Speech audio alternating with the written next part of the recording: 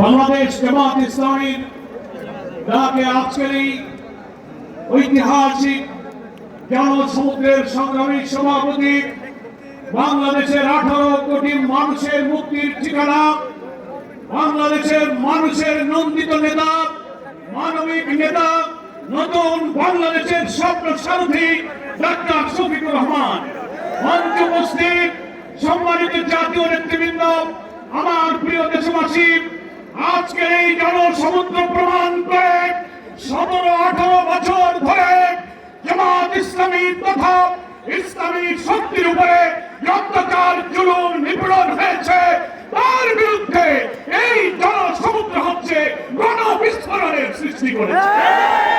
জামাত ইসলামীর শহীদ নেতৃবৃন্দকে কারাগারে বৃদ্ধ বয়সে ফাঁসিতে ঝুলিয়ে হত্যা করা হয়েছে।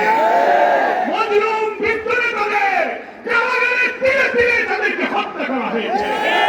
জামাত ইসলামের নিবন্ধন কেড়ে নেওয়া হয়েছে, প্রতীক কেড়ে নেওয়া হয়েছে, ক্রস ফায়ার, আয়নাঘর, রিমান্ড, হাজার হাজার লোকদের কারারুদ্ধ করে দুনিয়া জানে বাংলাদেশের মধ্যে সবচেয়ে মজলুম হচ্ছে জামাত ইসলাম। সেই মজলুম সংগঠনের প্রিয় নেতা ডাক্তার শফিকুর রহমান হচ্ছে এমন মানবিক নেতা।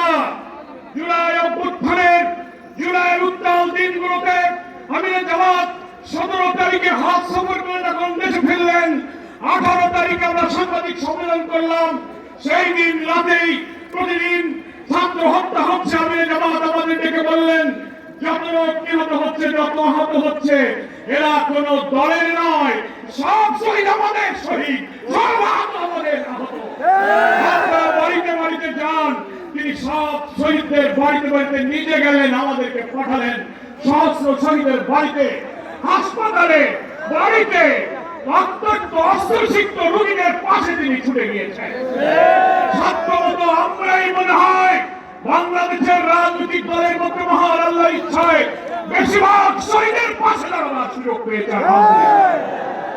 বন্যা আসলো, তারপর আমিরে জামাতের পাশে ছুটে গেলেন।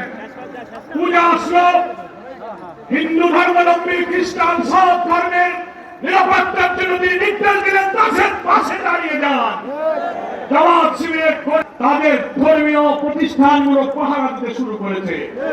ফলে হিন্দুদের বাড়িঘর দখল, অত্যাচার, নির্যাতনের বিরুদ্ধে তিনি কোন প্রতিক্রিয়া না করে পাশে দাঁড়িয়ে দুনিয়ার মানুষের জন্য আদর্শ লিখে গেছেন।